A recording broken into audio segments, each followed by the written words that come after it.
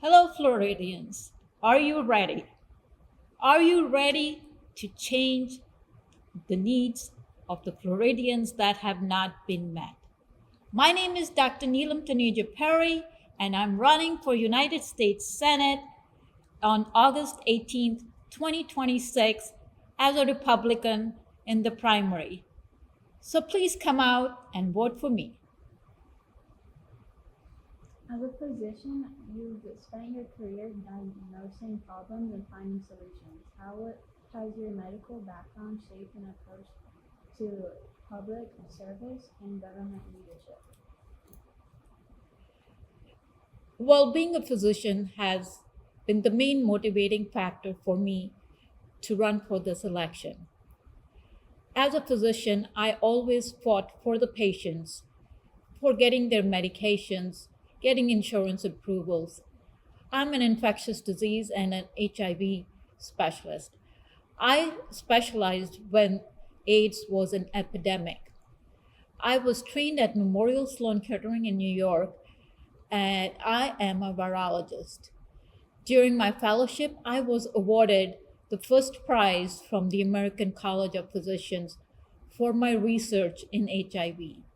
The reason it's relevant now is HIV is an RNA virus, and so is COVID, and now we're suspecting Hanta.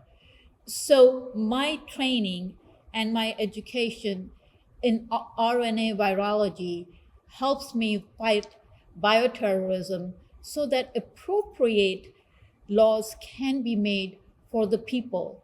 We had a disaster of the recommendations given during the COVID epidemic last time because Dr. Fauci is a public health physician. And it was then when I realized that I knew it better because every day I would write on social media and President Trump would give his State of Union address, and every day, verbatim, he would say what I would say in my social media comments. And that encouraged me at that time. But being a physician not only encouraged me to help other people, realizing that the government does not have that expertise with the lawmakers, creating so many other problems. As luck would have it, I had a medical issue myself. I had a stroke and I was denied the treatment that I needed. As a physician, I knew which medication would work, but it was $1,000 a dose. I was put in a rehab. I was paralyzed on my right side and could not do anything. I thought that was the end of life. But my mom helped. We got the medication from an outside doctor. I self administered my shot and I came back. And when I came back, I said, I'm not going back to medicine. I am going to change the laws. Never again would I want to see anybody whose life is jeopardized and is being denied medication for money. I paid insurance all my life, and when I needed it most, I could not get it. But because I was a physician, I knew my medication and I had the resources. I am alive and moving all my limbs. But there's so many people out there who can't, and people die. People die based on this corruption in a country with plenty where the sick people cannot get their medicine that they need to live. So that was my turning point. And here I am running for Senate and still fighting. You often speak about restoring integrity and accountability in government. What specific reforms would you champion in the U.S. State Senate to increase transparency and rebuild public trust?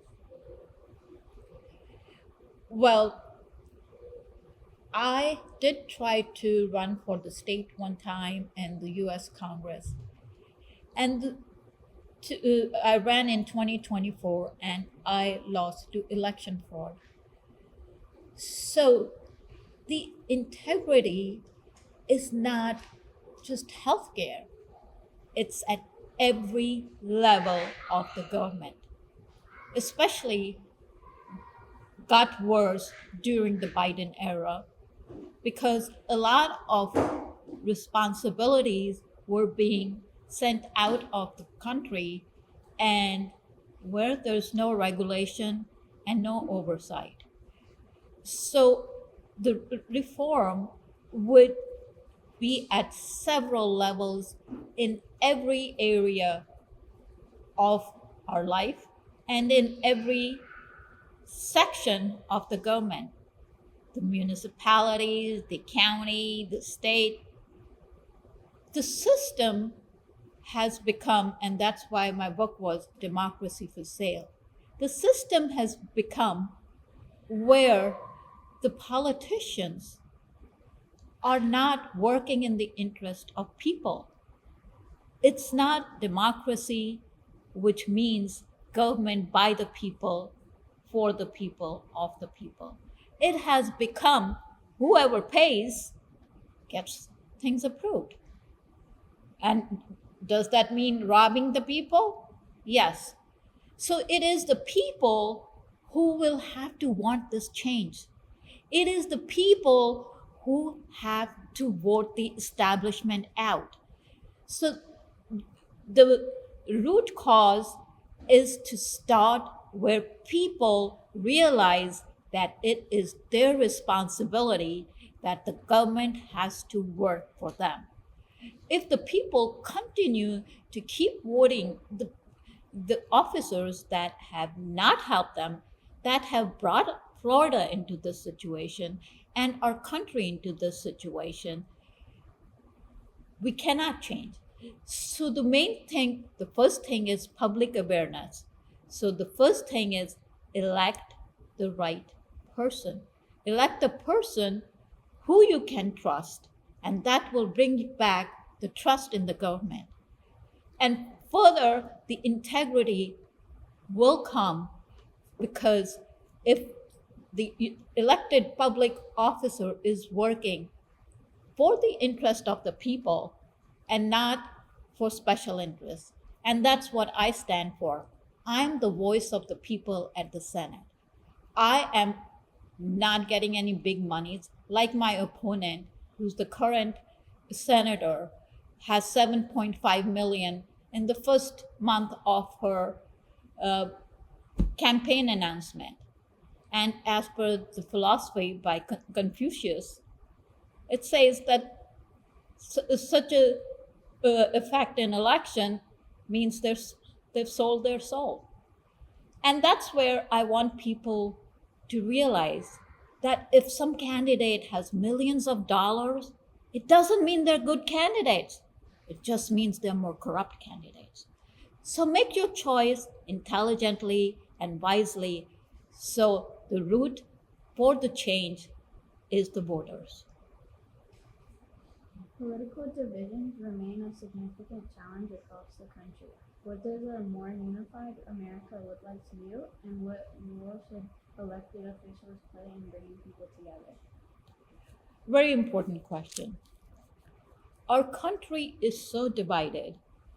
It's total polarization of the country based on what is your political choice.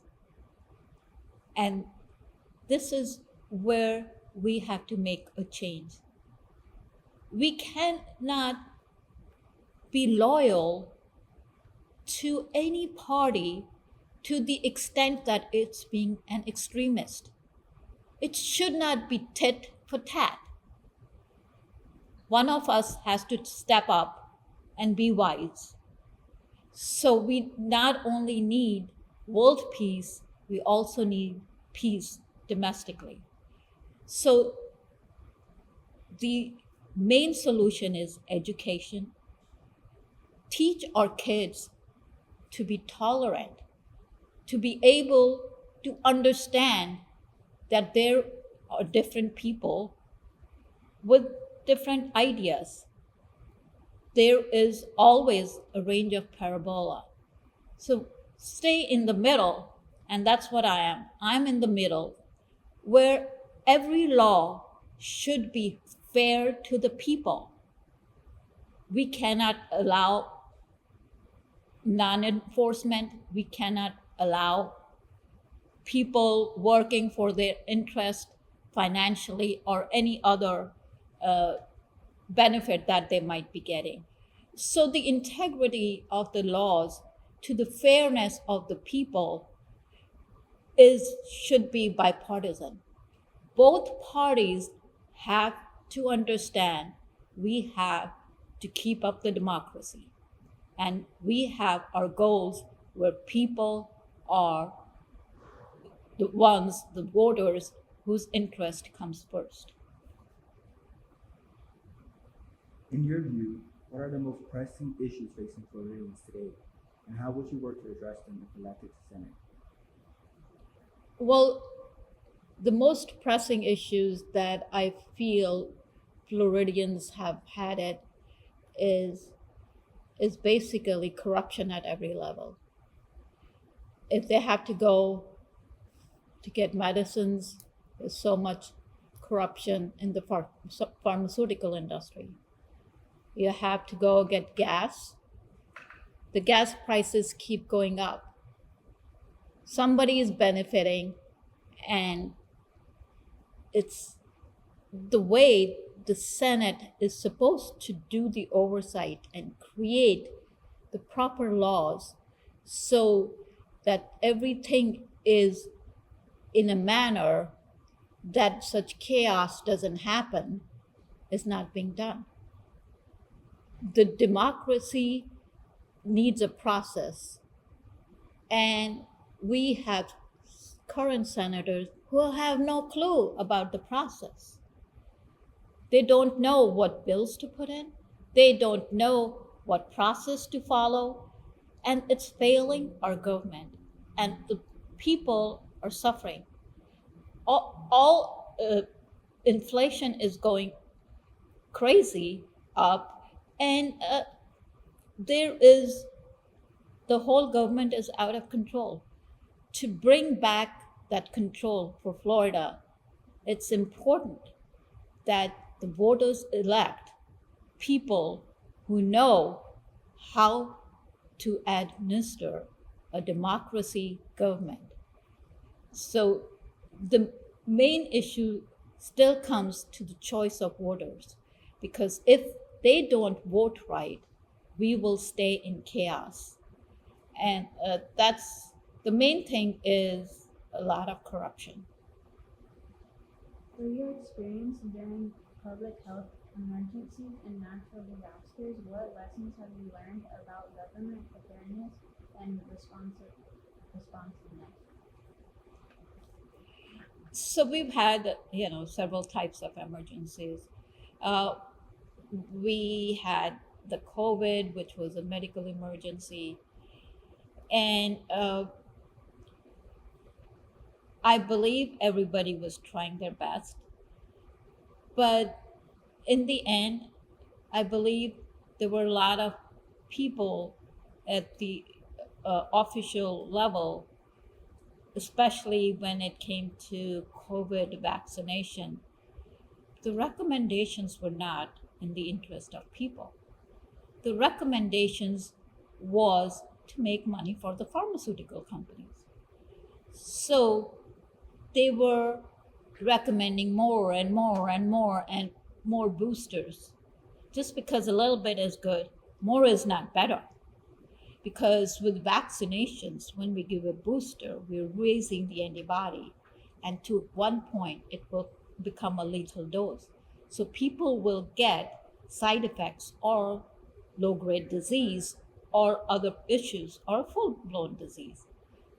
But the lawmakers do not know the science behind it. So a lot of wrong recommendations kept going out, and a lot of people suffered. And a person came in, he got pericarditis, and 20 some year old guy has going to have heart problem for the rest of his life. So it is very important that we control the oversight part. it cannot be where a pharmaceutical paid a doctor and got a recommendation approved. The people of United States suffered. Now we had Florida faced hurricanes, and a lot of people have still not gotten, FEMA coverages and county or state coverages, where again there is a lot of buddy buddy, and it's not about who needs what. There is basically no process that is being controlled or oversight on the people who are administering these grants. So again, we do a good job in trying to be prepared, but when it hits, it's never a satisfactory recovery. And that's where, as a senator, I will make sure that the right processes for the right people are put in place. Your book, Democracy for Sale, focuses on the influence of money and special interests in politics. What changes do you believe are necessary to ensure that government remains accountable to the people it serves? So I'm glad you bring that up.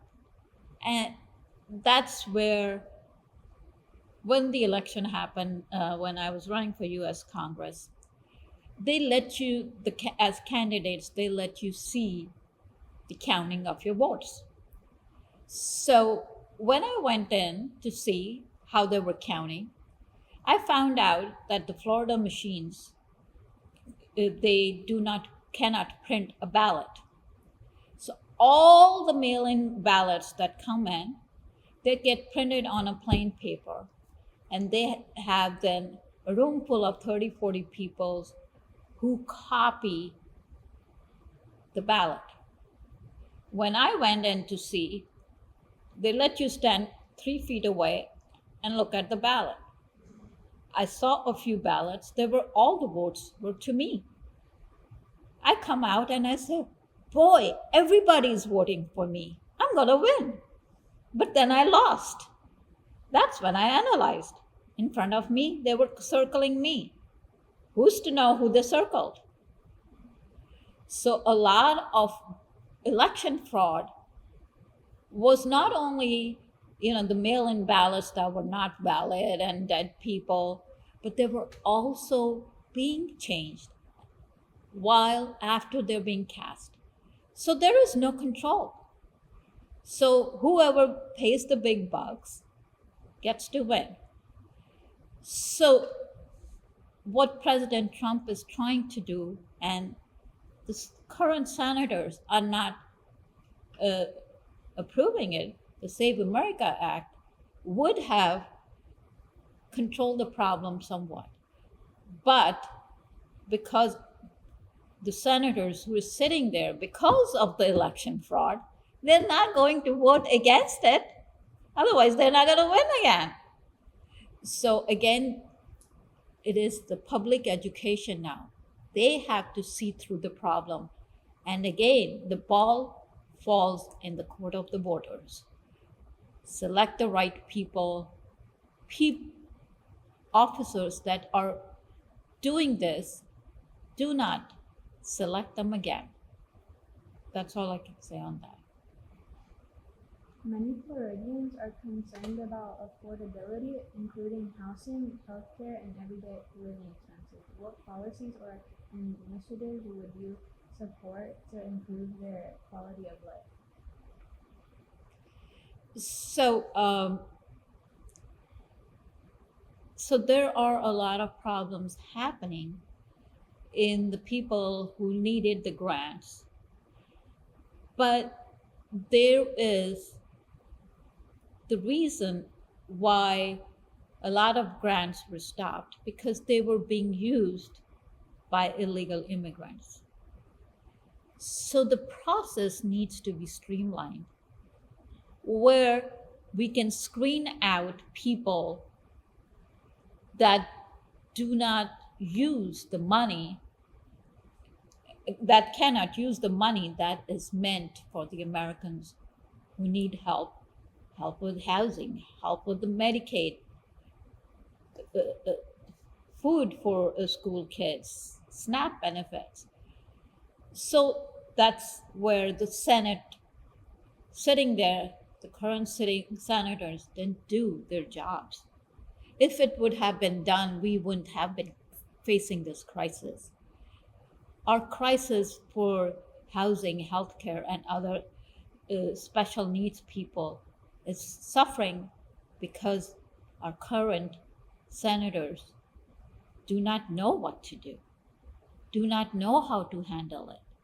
It's their incompetence that the general public is suffering. As soon as I get into the office, that would be my priority to streamline the process where our Americans do not suffer because their grants were robbed from the illegal by the illegal people.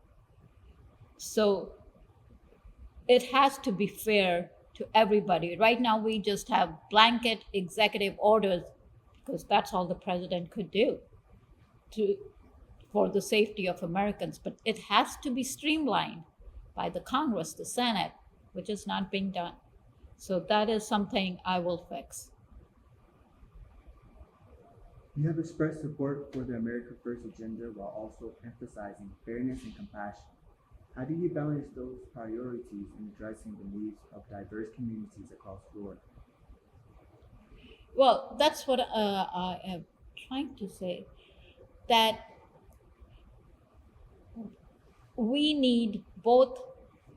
We need the compassionate side to the first America First agenda, and that's where we have to have specific language, limitations, specifications of every law that we're trying to enforce, where normal, innocent people are not hurt. You are walking in a mall or any place else, people just don't get arrested. Our constitutional rights have to be uh, protected in all the laws, and our civil rights have to be protected. So every law has to be streamlined with specifications and limitations. And that's what I'm going to bring into the Senate. If elected, how would you measure success during your first term in the Senate, and what tangible improvements would you hope Floridians experience as a result of your work? As a result of Your work. um, so like I said, I feel that a lot of new legislation has been done by the president, and I do believe his intention is for the interest of the people. President Trump is the people's president, but the process which the Senate and the Congress is supposed to do, they are actually antagonizing President Trump. So I want to stand by President Trump, support his view, support his vision, but make sure that every law and every process is done in a democratic way as per the rule of law, so that there is no question about, oh, we're going to impeach, oh, we're going to do this, because everything has to be done right. And with my knowledge and skills and my experience, I know how to get that done. Every move that's taken by the president is for the interest of the people.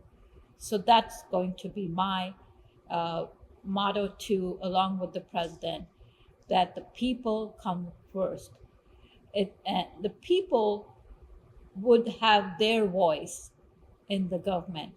So if anybody has any issue, I will always be available to those concerns of the public so that proper legislation or proper relief can be given to the people. So my success would be more from the feedback of the communities and the state that I'm going to be serving. Looking ahead, what message would you like to share with Floridians who may feel disconnected from the government or uncertain about the future of the country? What I would say is democracy is a government of the people, for the people, by the people. So, to such people who have lost trust and who are worried about the future, they have to do their responsibility. Wake up, smell the coffee, look what's happening and why it's happening. Remove the establishment, remove the swamp. The change is in your hand. We are your voice. We're running to be your voice. And we will be there to be your voice if you select the people who are wanting to serve you. Not elect the people who do not know what to do, who are not educated enough, who are not skilled enough, and who are just trying to use their political influence to get into the office. So I would say that the voters have to basically become more aware to bring the change and to be able to bring that trust back into the government, to have the right people doing the right job at the right office level. That's what I would say.